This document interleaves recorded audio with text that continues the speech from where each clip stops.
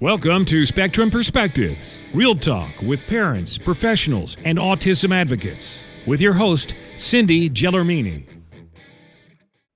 Hi, everyone. This is Cindy with another episode of Spectrum Perspectives. And today I have Judy Chinitz here with us. Hi, Judy. Welcome to the show. Hi, thank you for having me. So Judy is, she's an autism mom, but she's also very involved in the spelling space. And if you've been following my podcast, you know that I'm kind of obsessed with the subject of spelling. So that's why she's on here to talk to us about that. But Judy, let's go all the way back to the beginning. Let's hear your story. You have two kids, correct? I do. I have two sons. My oldest son, Alex, is 31 now, and he is non-speaking. Mm-hmm. And I have a 28-year-old son, Liam, who's thriving, living in New York City and living his best life. Okay. So they're, 3 years apart? Right. Okay. All right, good. All right. So we're going to talk about Alex today, and he was your first. So sometimes new moms don't really realize what's going on in the beginning unless they have experience. So tell me a little bit about with the pregnancy, the birth. Were there any kind of red flags, anything that told you, may not be a typical child or? Pregnancy was normal. Birth was okay. 9 in his APGARs and all of that. But at 36 hours old, he developed a fever that was unexplained. The protocol for any child under 3 months of age who develops a fever, they rehospitalize them. They put them on IV antibiotics in case it's meningitis, although how he would get meningitis, I don't know. And they do a spinal tap to check. Wow. So we ended up back at Lenox Hill Hospital for 6 days with 24-hour round-the-clock antibiotics. When we got out, I was told that it was a virus of unknown origin, no bacteria. And while he hit his developmental milestones at that point on time, he vomited continually, couldn't get any solid foods into him until he was 9 months old. Had very low tone. Were you nursing? I tried to nurse. Mm-hmm. I have an issue with me being able to produce enough milk. Mm-hmm. And they told me at Lenox Hill that if I didn't stop trying to breastfeed and put him on formula, then he would end up being in the hospital for a much longer period of time because he was becoming jaundiced, etc. Mm-hmm. New mom didn't know what to do, so of course I listened to their recommendations, put him on formula. Okay.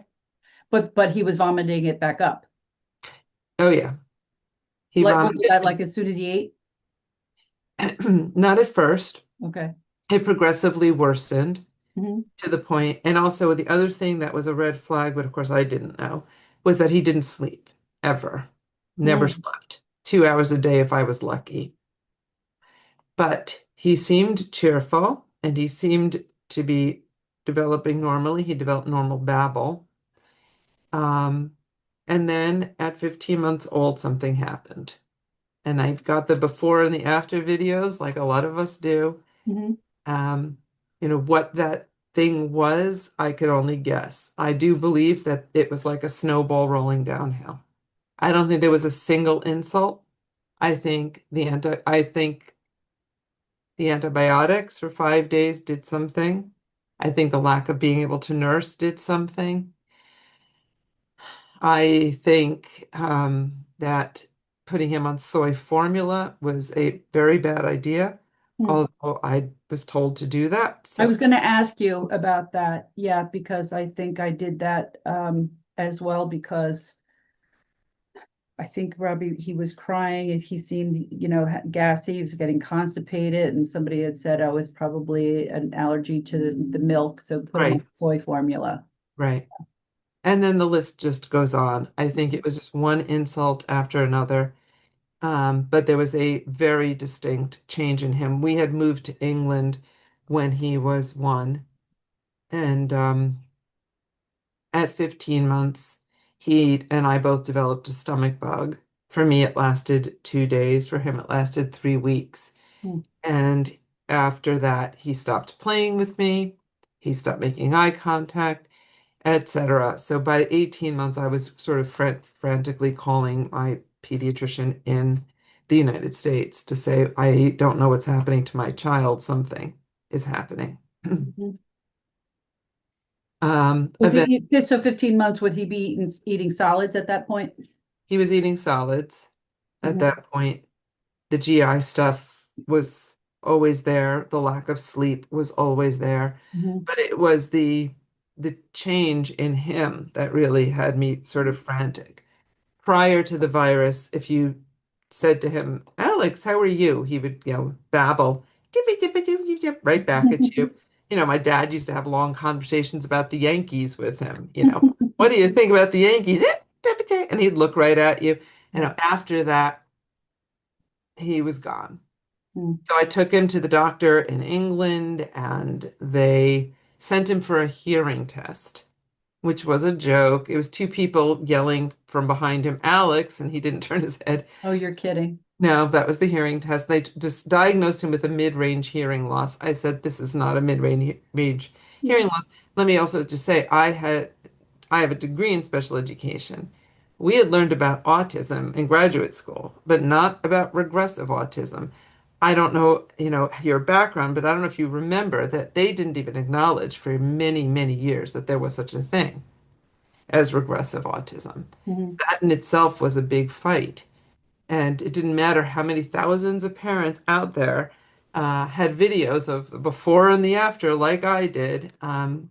Eventually, of course, I think it took about 10 years after Alex was diagnosed for the medical community to even acknowledge that there was such a thing.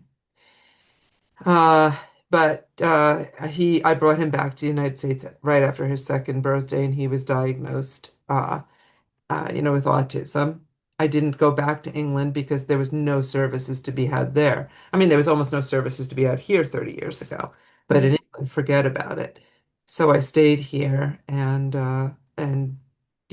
figured, okay, I'm the hardest working person I've ever met in my life.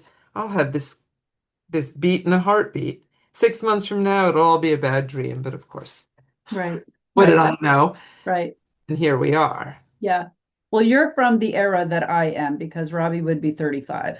Okay. Okay. So back then the culture was, I am going to cure this autism. It is Right. it is going away. We're going to do whatever we can to beat this out of them, whatever it That's takes, right. whatever, vitamin, pill, therapy, whatever it is. We are this is not going to happen to my child.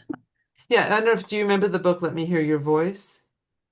Um, Maurice. I don't know. I don't remember. Okay, well, back then, the doctors, this is what they did. They said, go read this book, Let Me Hear Your Voice by Catherine Maurice. I believe that that's not her real name, but that's the name that's on the book. And Mhm. it's about a mother who has two children diagnosed and using discrete trial ABA, she cures them both. Now, I don't doubt her story, of course. Mhm. Their mother, why would I doubt her? But I figured, okay, it took her 7 months to cure her daughter. It'll take me six because that's how hard I'm going to work. So that was what Yes. I I mean, was. I remember a story of that there was a mom that got in her kid's world and she sat with him and worked with him one on one and she played with him and started and got the eye contact and did all that kind of stuff. I don't know if it's the same person, but I just No, remember the that would story, be more a floor time book.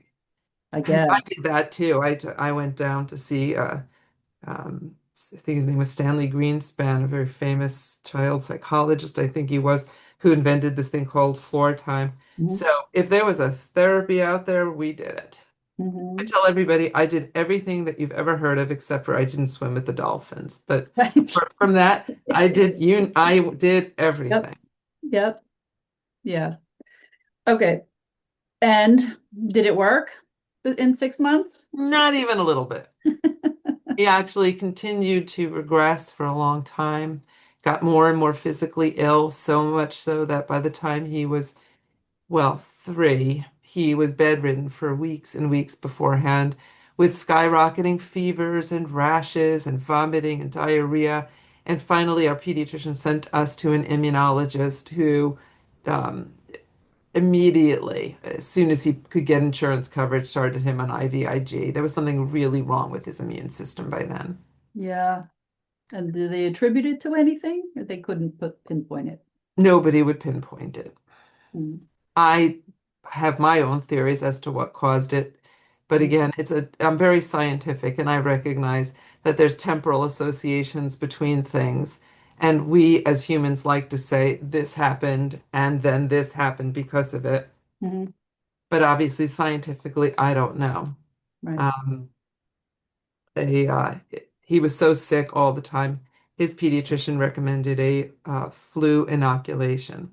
Mm, mm, And within 12 hours of that, he was bedridden for 8 weeks until she finally sent him to the immunologist. right, And that began my, you know, decades long search for medical answers. right. Did you ever give him the flu shot again? No, I did not. And again, I understand that it was a temporal association, Mhm. but it was, that was the one thing that was different. But he was already sick. He Right, really was. right. But that And didn't help. right, and he just got sicker and sicker. So we ended up on IVIG. But when he was 8, somebody agreed to do a colonoscopy. He had documented inflammatory bowel disease that I reckon he had had since infancy based Sure. upon feeding issues and all that I had. Um, and then one of my, I'm saying this with a laugh, but claims to fame is that I cured his inflammatory bowel disease with a diet. Okay. And actually went back to school to get a master's in nutrition, wrote a book with, well, it was supposed to be with Elaine Gottschall. I don't know if you're familiar, Cindy, with the specific carbohydrate diet. No. So another mother at a conference said to me, I was looking at books on a table, came over, handed me this book and said, I see you're looking at books on diet. This is the one you need to read. And I bought it and I came home with a stock like this, put it on the shelf, never got to it. It was one of those, some of my friends call them God winks. Mhm. Alex was beyond sick, and they were talking about putting a feeding tube into him. Oh, And as I was sitting at my computer, and I had just hung up with the gastroenterologist, a friend called me and said, I'm reading this book called Breaking the Vicious Cycle by Elaine Gottschall, and I think you need to read this. And I was like, she held it up, mm, and I was like, huh, I have that book. And I dug it out from my shelves, yeah. started to read it, read the first 3 chapters, walked into my kitchen, threw away every single food he could not eat anymore, had no idea what to feed him because I Mm, didn't even finish the book. right. He got home from school and I was like, this is it. We're doing this friggin' diet. Uh, and within 6 months, he had the first normal bowel movements he ever had, and he stopped vomiting immediately as soon as I put him on the diet, the Right. vomiting stopped. Right. Now, Elaine became like my second mother, the author of this, and she used to call me her adopted daughter. And she and I decided one day at one of the medical conferences we'd write a book together. But unfortunately, literally several weeks later, she was diagnosed with cancer. Oh, And she passed away not long after. It was a very short time from did you diagnosis. meet her? I had met her. I had met her. I actually had gotten her a speaking engagement. I don't know if you guys remember people listening to this, Dan, the Defeat Autism Now movement that was out of the Autism Research Institute.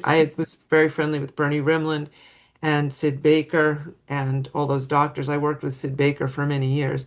And they brought Elaine in to give a speech at the Dan conference. Okay. And so she was at that And this 2003. was after you read the book? This was after I read the book. Hmm. I got her that speaking engagement. Oh, right. Yeah. Okay. And she was there for 2003, 2004, but 2005 is when she passed away. Oh, Um, so we were actually at a conference, the winter conference, where she spoke. And then in the fall, she had passed away a few months later. But I took whatever notes she had given me and I put them in the book. And I ended up publishing that book oh, called We Band of Mothers, um, Autism, My Son, and the Specific Carbohydrate Diet. And so it's done a lot of good over the years. Even now, I get emails from people around the world, like I read your book and convinced me to try this diet, and I can't believe the difference in my child. Right. So I became an enormous fan of using dietary interventions because they really can make a world of difference. Sure. But unfortunately, in Alex's case, yes, it cured his inflammatory bowel disease, but the immune issues were still a big factor.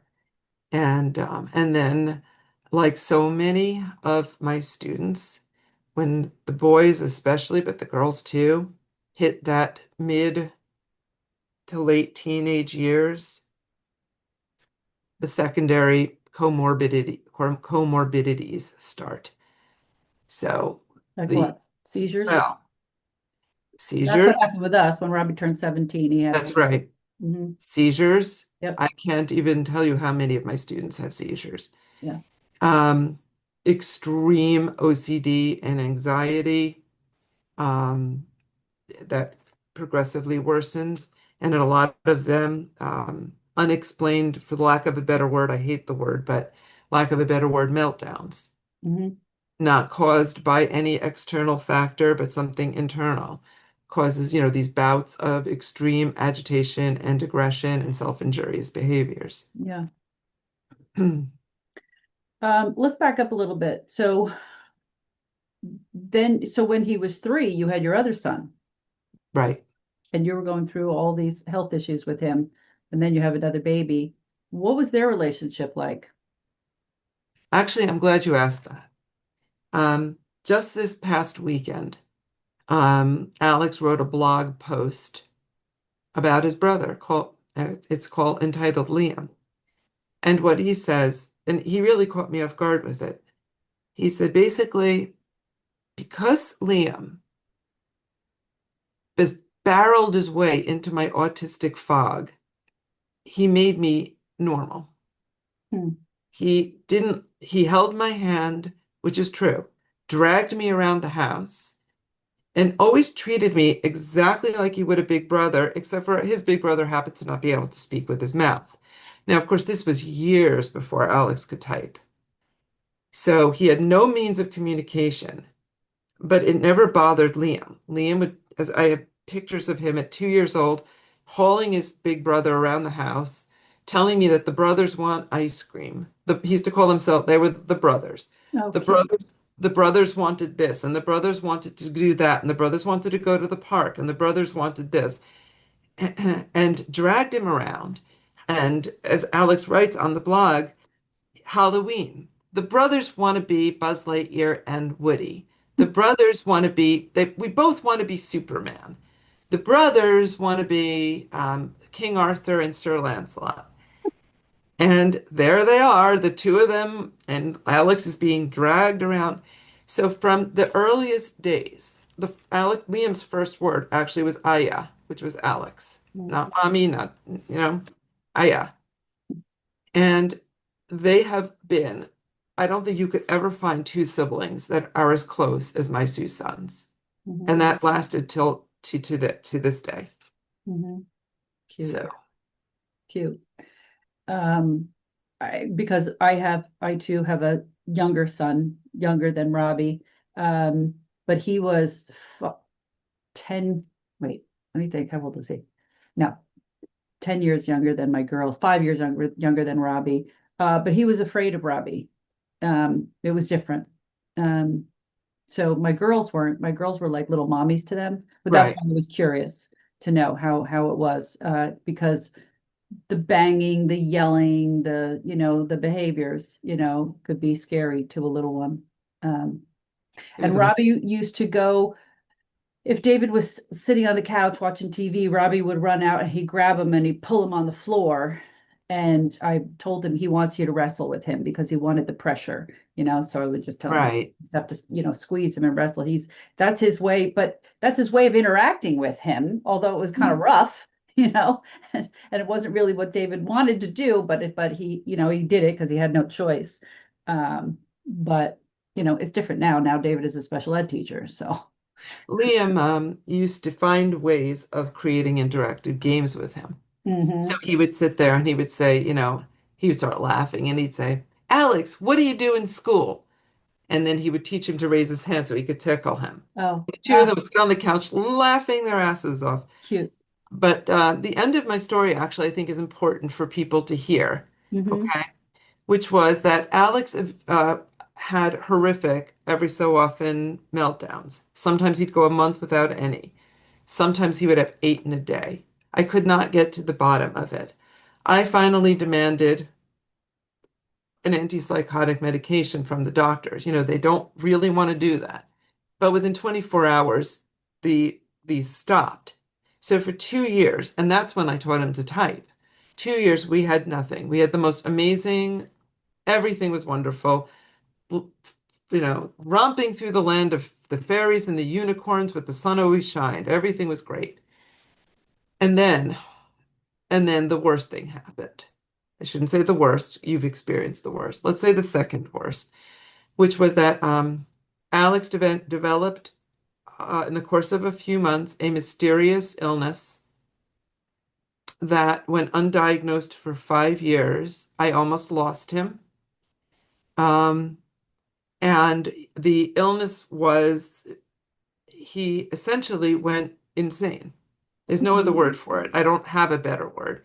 He went completely and totally insane to the point where I had to lock him in his bedroom like a raging wild animal, 24 hours a day, 7 days a week, screaming endlessly, punching holes in the walls, just absolutely insane. And life was a hell that I cannot even describe to people.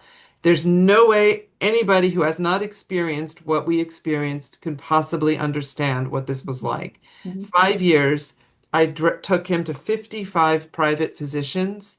He was hospitalized innumerable times. In the middle of it, he developed full grand mal seizures at 29 years old. Okay.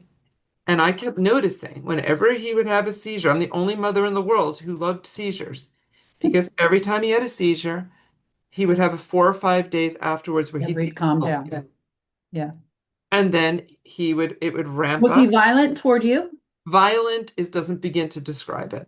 Mm-hmm. Okay. It was my whole my Liam and I were falling apart. My it was indescribable. No vacations, no weekends, no sleep, screaming, screaming, screaming. I'm going to make a long story short. He stopped eating last summer. It had happened before that he would stop eating. One time he even stopped drinking, and then he had the first seizure. And nobody was helping us. Nobody. Okay. I was getting ridiculous diagnoses, sent for ridiculous treatments that did nothing. And I put out a call to the maternal network because he didn't eat for 5 weeks, wouldn't touch food. He was dying. 5 weeks. I thought you were going to say 5 days. Wow. Weeks. Not a bite of food. I would try to get a little like organic health shake into him. Some days I could get 300 calories into him. Other days I could get nothing. And I put out him a call to the maternal network saying, I'm losing him. I was in 3 emergency rooms begging people for help. They would give him useless drugs that did nothing and send me home. One of my friends called a friend who called a friend, and I ended up at 10 o'clock at night getting a phone call from somebody I didn't know who was friends with a friend. And she said, I spoke to my friend, Dr. Lee Wachtel at Kennedy Krieger. She says, your son has excited catatonia. Bring him to the emergency room now. Go to Long Island Jewish Hospital. Ask for my friend, Dr. Sangani. Go now. He's dying. And I had never heard of excited catatonia. I'd heard of catatonia. I'd even seen catatonia. But there's another kind of catatonia, and people don't know it. Nobody knew it. Nobody recognized it. It's in, by the way, the purview of psychiatry. And I had gone to 5 different psychiatrists, and they did not recognize it. You know why? You do know why. Because when you bring a kid in who has an autism diagnosis, and you say, my kid's crazy, they go, well, he's got autism. Mm-hmm. I said, but you don't understand. He didn't used to be like this. Okay? He used to be sitting on a couch for 6 hours doing chemistry. Okay, now he's a screaming, raving lunatic who's dropped 25 pounds in 5 weeks because he won't eat. And they say, well, he's got autism. And I did. I put him in the car. I drove him down to the emergency room at Long Island Jewish Hospital. He had to be put into a medically induced coma for 3 weeks because he was uncontrollable. And we started electroconvulsive therapy, which is the treatment. Okay, and as of today, thanks to these moms, I mean, I get really emotional talking about this, and I'll tell you why in a moment. Thanks to these moms, not only is his life saved, but he's just about to finish his freshman year of college. All right, we're fulfilling all of his life dreams now. He had his bar mitzvah this past year, stood in front of the congregation reading from the Torah through typing, of course. Mhm. He's majoring in math. He's currently taking Calc 2 and linear algebra, and and all because moms helped me. Nobody helped me. Moms helped me. And bless Lee Wachtel, sight unseen, she recognized what was wrong with him. And the weird thing about it, Cindy, is that I had a student here. The founder and owner of Mount to Hand Learning Center here in Mount Kisco in New York. And we teach, spelling here, typing. I'm sure we'll talk about that. But one of my students, when I first met her, I said to the mother, I don't know what's wrong with my kid, but it's whatever's wrong with him is wrong with your daughter. Hmm. Turned out I was right. Hmm. She also had excited catatonia, had gone years without being diagnosed. Not as severe as Alex, but quite severe. Mhm. I have a friend in Pennsylvania, told her about it. Her son got diagnosed. Got a phone call from another mother. Her son was diagnosed. So since I ever heard of this thing a year ago, I now have 4 non-speakers who have also been diagnosed with it. Wow. So, That's why I do this, because I learned from all the moms that I have on here. I've never heard of this too, and I'm hoping this is going to help somebody. right, whoever is listening to this, if you Mhm. have a kid who is out of control 24/7, if you've ever seen them refuse to eat, that's called negativism, and it's a hallmark trait of catatonia. Hmm. And when catatonia goes untreated, it is fatal because it will turn into something called malignant catatonia. Then they refuse to eat. Then they refuse to drink. As I said, we had that happen Mhm. once, and then they die. Is there something that triggers it? Nobody knows. They don't know. It doesn't come in isolation. It comes with various mental illnesses, so it's somehow associated. It's known to happen in schizophrenics, for example. And how old was he when this started? When the catatonia started, Yeah, in his he 20s? was in his 20s. Okay. And it's a lifelong condition, but it's Did he have a completely seizure controlled. first before it? He had started the seizures right in the middle of it. Okay. Yeah, because I'm wondering if something's misfiring in the brain that's causing that and the seizures kind of around the same time. Um, at least one of the young lady who is at Mouth to Hand also had grand mal seizures before the catatonia. Alex had it after. I don't think it's related because I really believe that somewhere between 30 and 50% of our students here, and we have over 100, have seizures, Mhm. and they're not catatonic. So, Right. right. But do I, the thing about it, of course, is that electroconvulsive therapy is the medical induction, inducing a seizure. Mhm. And of course, I really gave everybody every piece of information they needed to diagnose him because even there, I was telling the doctors when he has a seizure, he gets normal for a few days. Right. And so, the ECT, which I know many people are afraid of, it sounds so scary, but it's really not scary. And it is life-changing. All of these children, well, young people, Mhm. it is life-saving for them. Wow. You really just have to have a specialist that knows. You do. But again, it was the maternal network ultimately when you think about it. Right. But you never know who might be listening to this who's like, my God, I have a friend who's going through that right now. Yeah. Yeah. Wow. Um, okay. So backing up again, where did he go to school? He was always in programs for the profoundly cognitively impaired. Okay. So they were not presuming competence. No. And I'm assuming they were doing ABA. Yeah, he was in a pure ABA's, discrete trial school for, I always like to differentiate because ABA is much more than just discrete trials, but for 8 years. And then I pulled him out because I had had enough of the failure. And I tried 4 or 5 other programs, but each one of them was worse than the next. Did he speak at all? No, he has maybe 5 usable words, and his articulation is very poor. But Mhm. I understand him. He can say, bathroom, and it means bathroom. He can say Okay. water, it means water. Did he show that he could understand what you were saying, though? Yes, that was always one of the most mysterious things about him that I couldn't understand. Mhm. He seemed to understand an awful lot, and I used to actually say, and I'm quoting myself, I don't understand how he can understand so much and yet be able to speak so little. Didn't understand. Mhm. And the other thing is he would do some awfully smart things that I couldn't reconcile with a person with a 40 IQ. Mhm. Things that were hilarious and tricky and had a wicked sense of humor. Mhm. Now, one of the stories I tell is, he was on the specific carbohydrate diet for I don't even know how many years. So he couldn't have processed grains. He couldn't have any grains. I used to keep one, what I thought was secret, package of Oreos for Liam. And I kept it hidden I thought, in the Mhm. closet over the oven. Mhm. One day Liam asked for one. I pulled it out. Every Oreo had been opened and the cream taken out and put Wow. back neatly together and stacked up in the sleeves so that if you looked at it, you couldn't even tell. Mhm. And I thought, now, if you've done that, that means A, you had to do it when I wasn't in the room. So you Right. knew you had theory of mind. Mhm.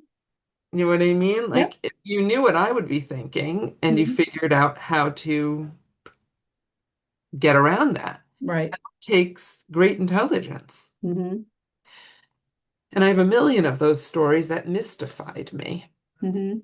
But no, what I used to say, and again, I'm quoting myself, was he's really smart in his way, but I've never succeeded in teaching him a single academic skill, Mhm.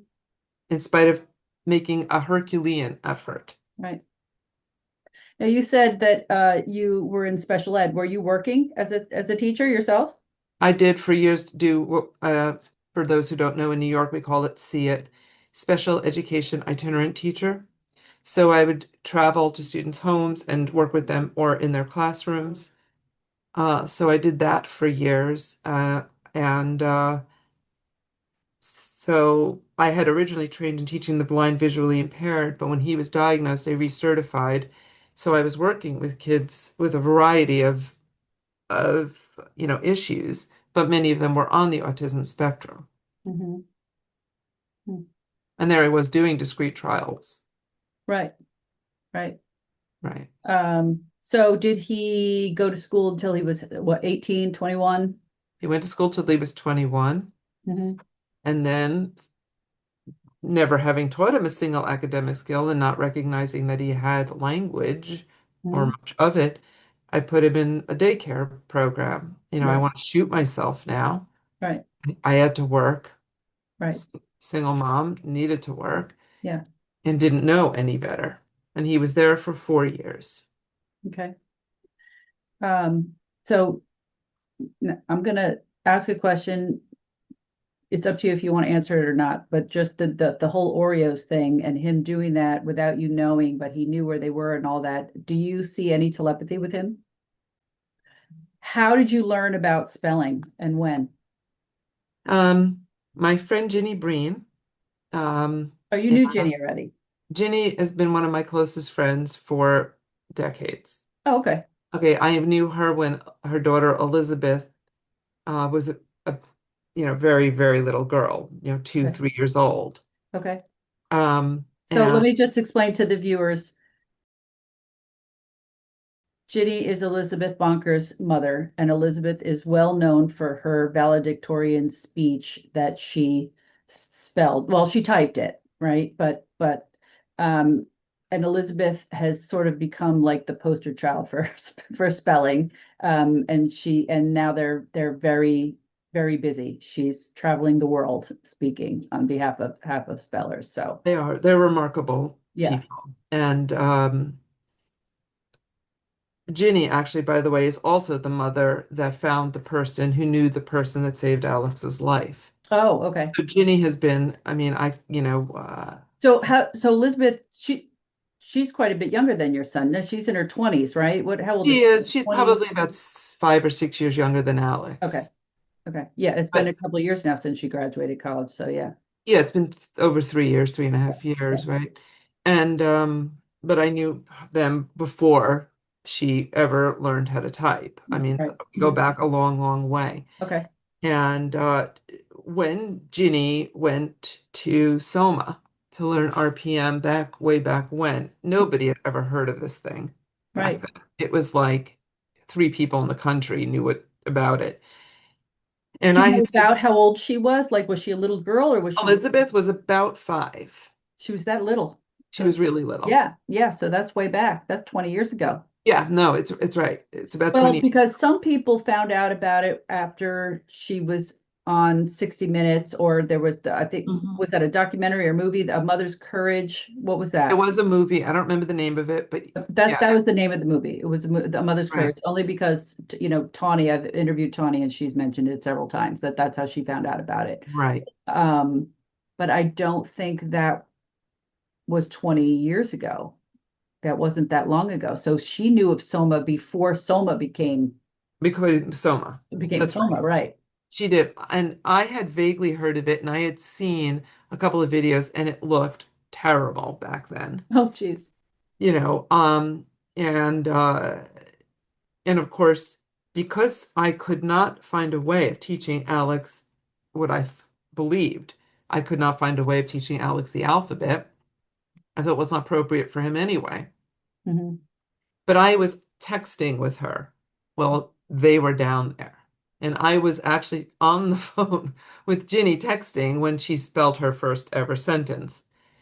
So Ginny kept after me year after year, you've got to try this, you've got to try this. And I kept saying to her, look, Ginny, you are a genius. You're a genius. And Mhm. she is a genius. Mhm. And so your daughter is like, I used to say, that kid. There's always that kid. Yes, that prodigy, that child. That one kid that can do. Right. So Mhm. there's always that kid. And I was saying to her, but Alex doesn't even know the alphabet.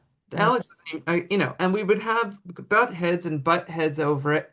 And I kept explaining to her that he doesn't even know the alphabet. And she kept saying, you don't understand. And I didn't, but I didn't understand what I didn't understand. Right. Finally, she started to nag the life out of me. Okay. And it was so irritating. And Alex was in that 2-year period where we'd put him on the antipsychotic and he was much better. And he had not yet become catatonic. So I thought, oh, WTF, just to get her off my freaking back, I'll finally go and Yeah. start to do Yeah. this. Yeah. I'm doing that with somebody right now myself too. I Right. keep inboxing her. I'm like, did you watch a Spellers movie yet? Did you watch it yet? Did you watch it Right. yet? Like, Right. That's a good friend. yeah. That's a good friend. Long story short, I you know, started to practice with Alex. And of course, in the beginning, it was a nightmare. I had no idea what I was doing. Mhm. But he started to make sort of strange progress. But you didn't go see Soma. No. So yes, I had a brief lesson in it, came back to New York, started to do it, figure things out. Never in the beginning, not believing he even knew a letter. Was overjoyed every time he'd point to a letter. I couldn't believe what I was seeing, I was stunned. Anyway, fast forward, he was making some progress. And now I'm going to fast forward to October the 5th, 2019. My mother and father came over. I said, you're going to call me absolutely crazy. But I swear, I think he knows how to read. My mom says, no way does he know how to read. Bearing in mind, at this point, he's over 25 and a half years old. Mhm. I said, "No, I really think he does, Mom. I'm going to go up and try something. You want to come?" She said, sure. We go up to his bedroom where I used to work with him, and I took, a yellow legal pad, right? And wrote what is your name? And like an idiot, I'm like going like, pointing to each word. He types Alex. I'm like, my mother's like, oh. He And typed it, or you mean, or he tapped a I letterboard? call all of it typing, whether it's a letterboard or a keyboard or an Okay. iPad. Let me just take a little moment to explain why. I Yeah. hate the word spelling. Okay. Spelling is a cognitive skill. It implies that we're teaching them how to spell. I'm not Right. teaching anybody to spell. No, they already know how to read. Yeah. They know how to read since they were th 2 to 3 years old. Right. So typing, though, is a motor action. Okay.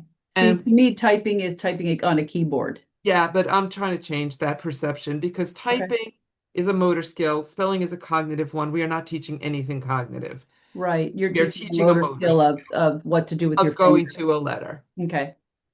He was on a 26-letter stencil Pencil. Okay. on this day, Okay. but he typed I Alex. just don't want people to think that he went straight to a keyboard. No, no. Okay, and that's fair. Yeah. So, and I wrote, "What is your brother's name?" And he typed Liam, and we're frozen and stunned. And my mother, this is so funny. My mother grabs the yellow pad out of my hand and goes, "Let me try that." Like it's different if she writes it Yeah. than me. Yeah. So she writes whatever, and he answers it. I said, "Start filming." So I wrote, "Who was the first president of the United States?" And to my absolute shock, he spells Washington. Okay, I go, And "Get here you think he knows Dad." nothing. I remember I'm going from he doesn't know the alphabet to he just Right. typed Washington. I go, Yeah. "Get Dad." So my mom runs down the steps, brings my father up. I'm so glad we got this on film. I love Yeah. to show this film to people. You Yeah. can see the moment where everything, the whole world changed for Yeah. me. Yeah. Okay, I start writing things like what happened on July 4th, 1776. He spells Declaration of Independence. I cannot freaking believe what I'm seeing. Those are long words. Okay, and then I look at my mother. You see it on the film. I look up, I go, "This is way too hard for him." She goes, "Okay." And I wrote on the piece of paper, "What celestial body has infinite gravity?" And he spells, and you see it, black hole. And then you see my face. And I'm like, shh, I'm kind of laughing, but you can see that I'm shaking. Turned off the camera. We walked out of the room. I looked at him and I said, "I don't understand. You know how to read." He bursts out laughing and types, this is his first sentence, "Know how to." And within 3 weeks, he told me flat out, "Take me out of daycare." And I said to him, "I will do that as soon as I find somebody to be with you." I found a young man to start teaching him. I found that he wants to go to college. I said, "We'll start to work on that." And So hold on now, let's back up here. He was in special ed, right, for kids with severely cognitive delay, correct. right? They were not teaching him No, about black holes and the Declaration of Independence. Okay, so no. not only did he know how to read, how did he know all of that stuff? It's another great question. What I find with all of them is that they have self-educated to a remarkable degree. They have, this is my opinion, my observation, this is not science, what I'm about to say. I have noticed that there's 5 things that all of the non-speakers have in common. Okay, one is body-wide dyspraxia that prohibits them from effectively communicating with their mouths. Number 2, they have above average intelligence, some to the genius level. 3, they have incredible memories, some photographic. My son happens to have a purely photographic memory. If you ever see the movie with Claire Danes called Temple Grandin, about Temple Oh Grandin, yeah. there's a great scene in it where she looks down at the paper in French class, looks up, starts getting yelled at by the teacher. "I told you to read the first 2 pages." She starts to recite it, having just glanced at the page. That's how Alex reads. And he has a photographic memory. So they have, but even if they're not photographic, they still have remarkable, remarkable memories. Number 4 is every single one of them 100% has some degree of OCD and anxiety. Some a lot of both, some a little of both, some more of one than the other, but they all have it. And the fifth thing is they are true empaths. Mm. True empaths. Mm-hmm. So how did they learn? Because they listened. They have hyperacusis, almost all of them, right? So hypersensitive hearing. And so they have listened, they look, even if, we always say at Mouth to Hand, listening doesn't have a look. It doesn't matter if it doesn't look like they're listening. They are listening. I was very fortunate in a way because I used to joke around and say, if I could just average my two sons, Alex never says anything and Liam never shuts up. So we used to say, when Liam was little, we would say, he took a deep breath when he was 2 and never shut up. So I would pick him up from school every afternoon and we'd sit down and he'd have a snack and I'd have a cup of coffee and he would proceed to tell me everything he learned that day in Wow. detail. And of course, Alex would be sitting on the couch. Unusual for boys to be so talkative. Liam was a real yacker Mm-hmm. and Alex would sit and listen. And so he listened. Oh, so he listened to everything he learned. He learned. He also apparently used to go into Liam's room and look at the stuff that was on his desk. So what I found was what I find with actually most of them, but Alex to an exceptional degree,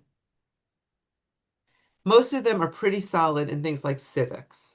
Like they know how the United States government works. They know the three branches of the government. They know stuff like that. They know George Washington. They know basic American history. Okay, things like that they seem to know. What they don't know is more detailed stuff. Like, for example, they don't tend to know a lot about Native American cultures, things that they wouldn't have perhaps had as much exposure to. But parents put on the news and they're hearing about, the House of Representatives voted and we're waiting for the Senate. So this is stuff that they've picked up. Okay, so anyway, so my dad is a literal rocket scientist. I don't mean that figuratively. I mean, Oh, he's a wow. rocket scientist. Mhm. I come from a family of highly intelligent people. We had a lot of culture in the house. One of the very earliest things I said to Alex, was 2 days after the black hole story. I said, "Do you know things like," and he's still not fluidly typing yet, but do you know who wrote dum dum dum dum dum dum dum dum? And he spells Beethoven. I hold up my cell phone with, a picture of let's say the Mona Lisa on it. Do you know who painted this? I'm asking him questions. I'm trying to assess, like, what the hell does this kid know? So he had self-educated to a remarkable degree. Obviously, he knew what a variable was. That's another funny story, by the way, my math story. I mean, the day that I learned that Alex is actually a savant in what's called lightning calculator. So if you say to him, what is the square root of 693,323, he can tell you right away. Wow. But I didn't know he even knew what a number was. Yeah. That morning, I had been doing a math lesson with him. I had little plastic boats, and I would literally say, and if one man is getting into the boat and the next man gets in the boat, how many men are in the boat? And I take his finger and we go, one, two men in the boat. Oh, boy. And that afternoon, I had done a lesson with him and he had done something math-wise, and I was kind of like 1 + 1 equivalent. Mhm. I said to my father, I think he knows what addition is. He's like, no way. Anyway, by the time I finished assessing the math, we found that he knew if you did 5 + x = 10, he knew how to solve for the x. So he had an idea what the variable was. But I hired a math tutor. Mhm. Came to the house. This is all pre-COVID. Came to the house, taught Alex Algebra 1, Algebra 2, trigonometry, geometry, pre-calc in 6 months. And Okay, you go now from he's a there. math major, Yeah. doing linear algebra, and he's doing Calc 2 now. Wow. So nobody was more shocked on the whole planet than me. Yeah. Tell people it was like I had my whole perception of what my world was, my life was. And in that moment with the black hole question, it's like the earth shifted on its axis and there's a whole new world for me. Yeah. Wow. What happened was I realized rapidly that I could teach this to some of my, friends' kids. Okay, I'm always looking to, you know, try to make more money for my support my family. Figured I'd tutor a couple people in the basement. Mhm. So 2 months after we locked down for COVID, all double masks, we would sit in the basement with my very first student. 4 months later, had her talking, and then the next person came, and the next person, and I had about seven. And then Underestimated by J.B. Handley came out, Mhm. and the phone Everybody started to, found out about it. Yeah. everybody sort of found out, every phone started to ring.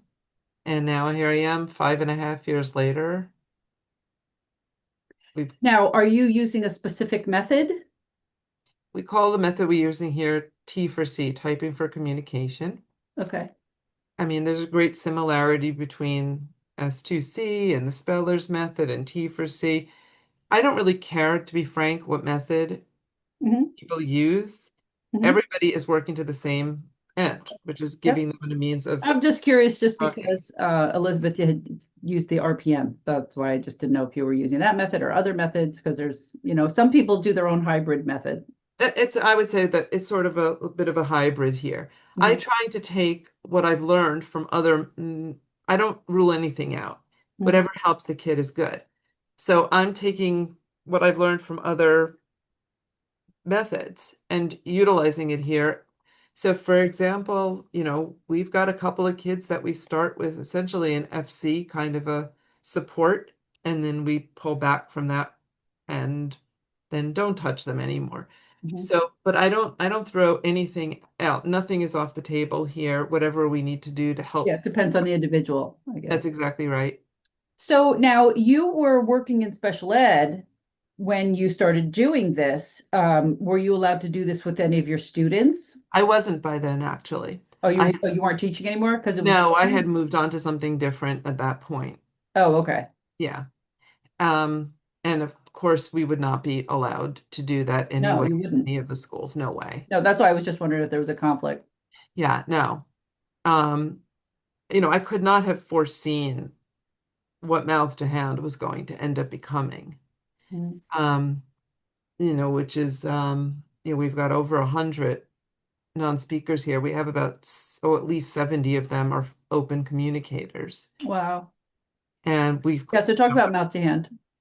How did that start? And well, it started with one student in my basement. okay, so that's it. Okay. So it's your business, mouth to Yeah. hand. I thought you said that there was somebody else involved. So it's No, it's just me. okay, okay. So it started with one student in the basement, and then okay, Underestimated came out.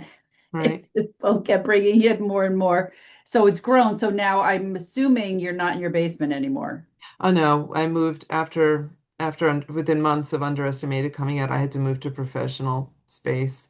Mhm. We outgrew that one. I moved to a second special place, outgrew this, took more space in this building.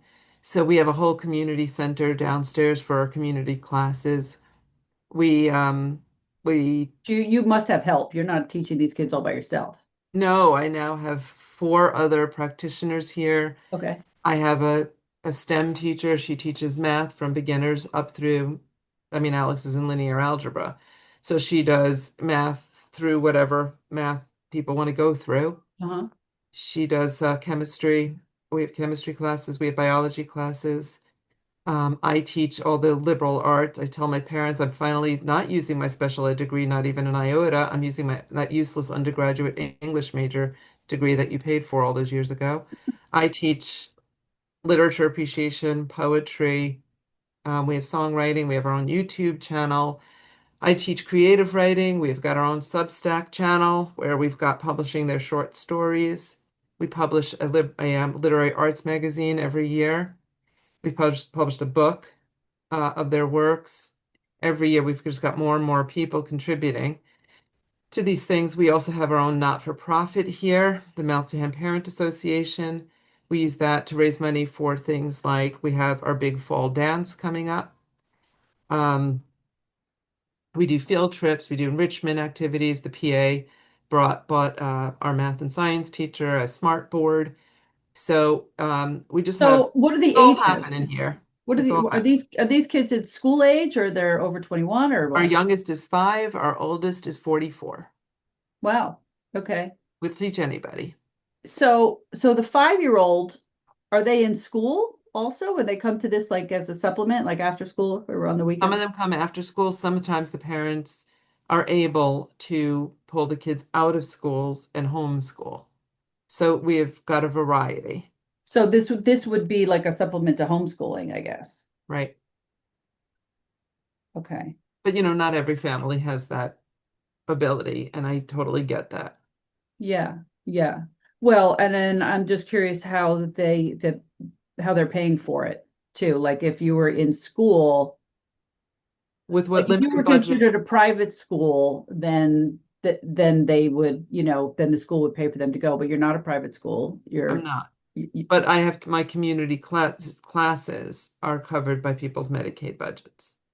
They are. Yeah, Okay. because The, they're open to the public. We actually have loads of people who come in to take them. We have, I like mean, your STEM classes, all that, yeah, I like mean, the they're music open to classes, like, anybody who wants to come. I mean, are we talking the spelling or typing, or we're talking about the subjects they're learning, or both? What do you mean? I'm not, oh, do we have everything here, are you asking? I'm not sure I understand the question. No, when you say that your classes are open to anyone, does that mean it's open to people that are not spellers, that they're Oh, just yeah, gonna come and learn like the music class or sure. whatever? Absolutely. Mhm. They're open to the public.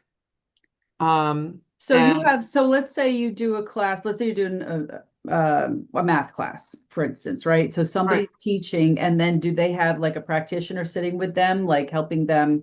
the STEM teacher, if they're non-speakers, the STEM teacher is able to talk to them on the boards. Oh, okay. So there's one-on-one. No, they're small classes. We have about 5 or 6 in class. Okay. Well, just because this is a new concept. I'm not used to this. This is, Yeah. I'm always just talking to parents that are, their kids go to spelling once a week and the parents are trying to do it with them at home and that's it. I've never talked to Ah, anybody that incorporates all this learning as well, well and has a that's whole center. math to hand. About 2 months ago, somebody asked me, do we have a mission statement? I thought it's funny, actually we don't. Let me think about that. And I put a mission statement up just a few weeks ago up on our website. Mhm. Basically, I'm not quoting myself, I don't have it memorized, but the mission is very simple. It's to give our non-speakers the tools to be able to make choices in life. When you think about it, okay, when you have a child with a severe disability, we take away all their choices. You will go to this school, you will come home, you will do this. When you are 21, you will go to this daycare program and you will go to this group home, and that will be your life for the rest of your life. And it doesn't matter if you hate it, it doesn't matter what you think. We will make choices for you. Well, I realize, indeed, that that's not good enough for my son. Okay, my son is literally a genius. I mean, I had to have his IQ tested to get accommodations to take the high school equivalency exam. So I know what his IQ is. And what he says to me all the time is he wants his life to mean something. He wants to contribute something. And I thought, well, if it's not good enough for him, it's not good enough for my students, it's not good enough for them. So I have to create a place for them where they can get the tools they need to be able to make choices. Now, I say to them all the time, look, sometimes adults don't have choices. I mean, I really hate ironing, but sometimes I have to iron. I hate it. I really hate it. I try to make my mom do it. But, there's certain things that we all have to do that we don't like. But on the other hand, if I didn't like a job or a career, I could change. Okay, and I did multiple times in my life. I mean, I started on friggin' Wall Street. I mean, I was talking about misfits. So we can make choices. And if we enjoy literature, we can go to join a book club. We can make a choice. I wanted to give them the opportunity to make choices. And I'm not even close to done. I'm a very big picture person, ideas. I have great ideas, and then I slowly inch my way towards making these things happen we're using their Medicaid budgets to create community classes for them so that they can be taken out of daycare programs. And they love to learn. They were denied that their whole lives. Mm-hmm.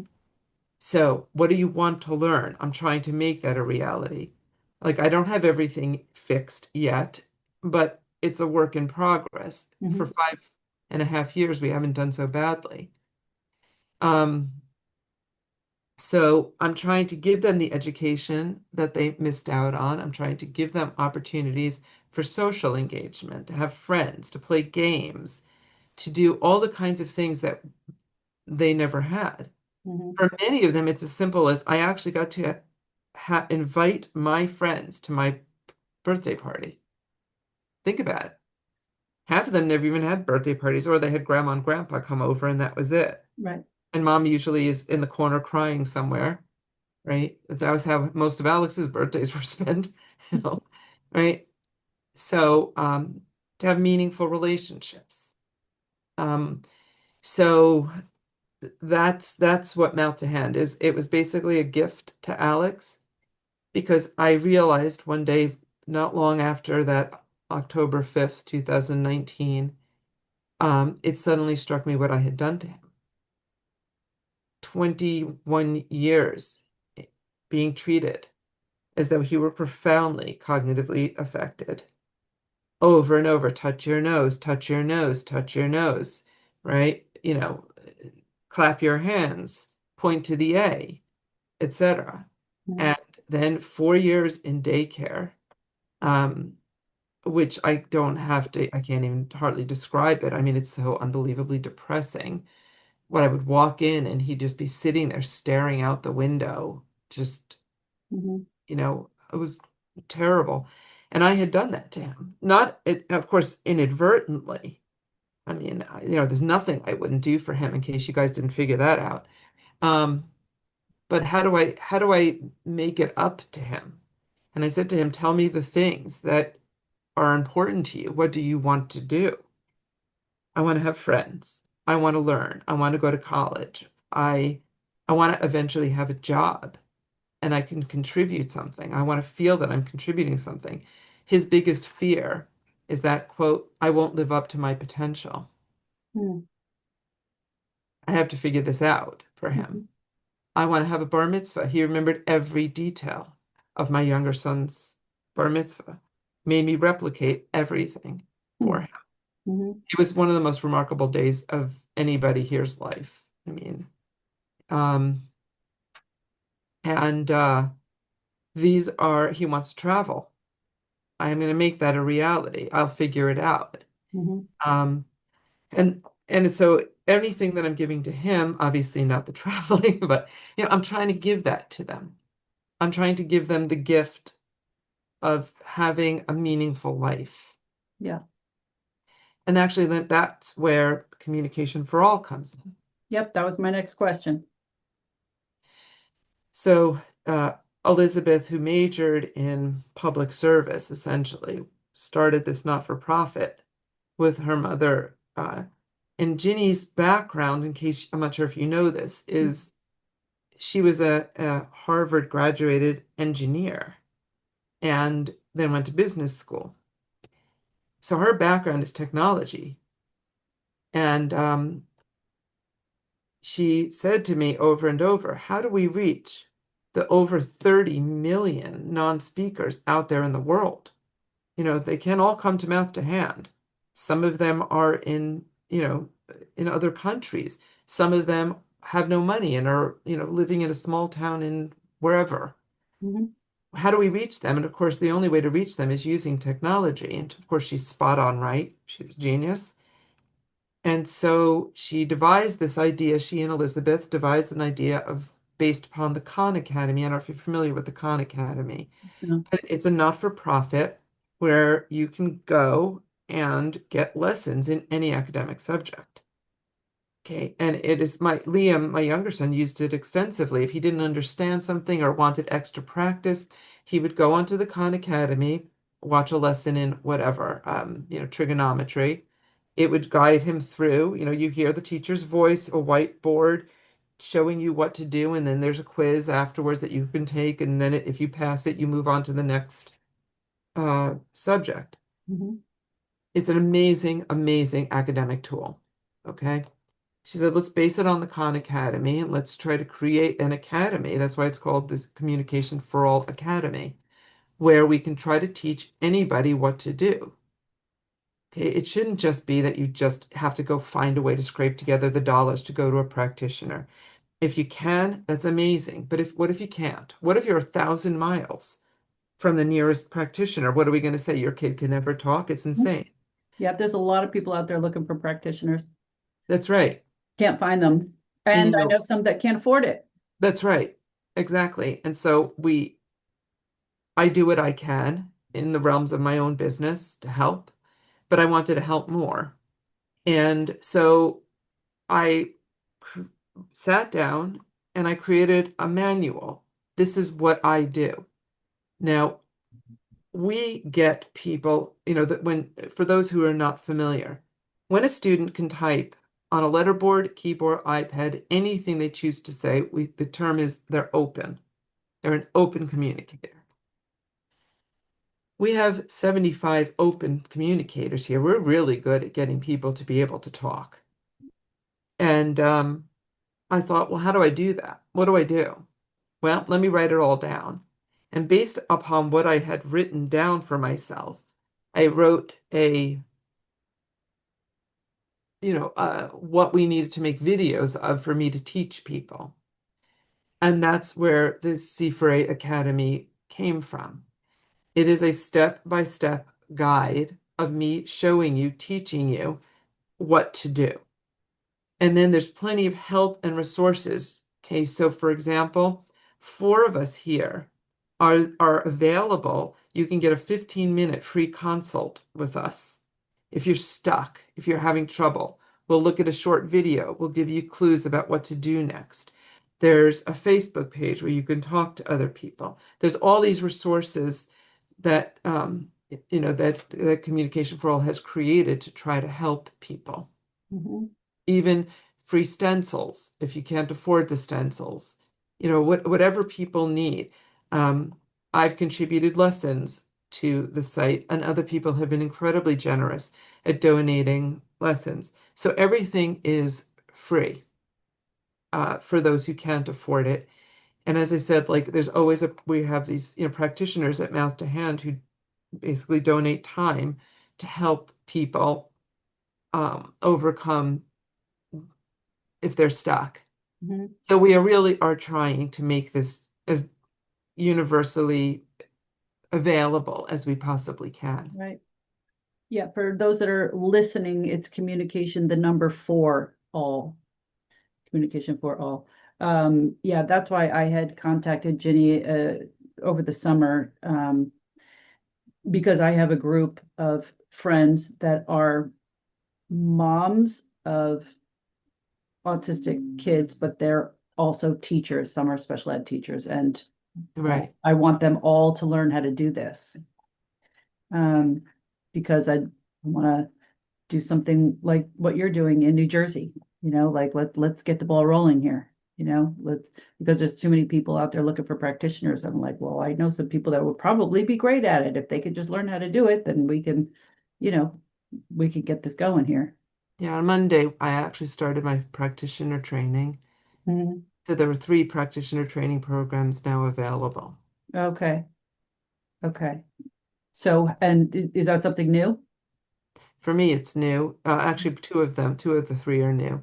The Speller's Method people also started, don't quote me on this, but around June-ish, Mhm. around June, July, something like that, they had started their first group. Right. Right. So we're trying, people are trying to train more people. Okay. So that's what I want to leave that with our listeners now. So if there's anybody that wants to learn how to do this as a practitioner, but even just with your own child, that they can go to the website for Communication for All and they can learn. But I didn't know that you were doing trainings now too. So Yeah, anything I can think of. yeah. Yeah. How long is the training for? 6 months.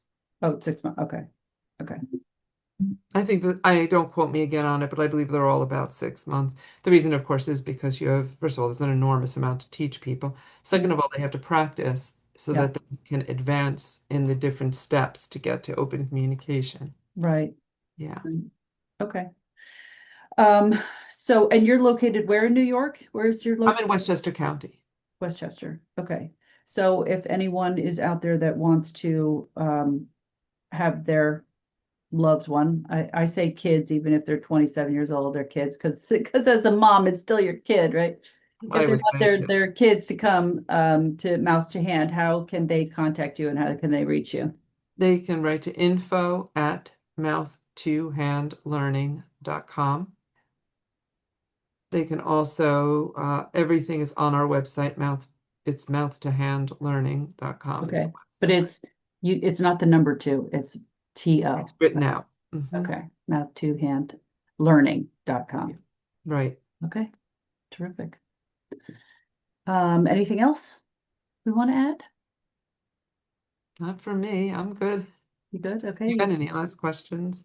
I'd be more than happy to answer. All right, Judy, thank you so much for being here today. We learned a lot from you. And I'm happy to I'm very happy to hear what you're doing and how many people that you're helping out there. You could help change the world. Yeah, it's never enough, but I'm trying I to know. expand and trying to do my part and trying to reach as many people as we can. But look at what you've done in just a few years, you It's know? a lot. Yeah, a lot. So it's wonderful. All right. Thanks for being here. Thank you so much for having me. Okay. Bye-bye. Bye.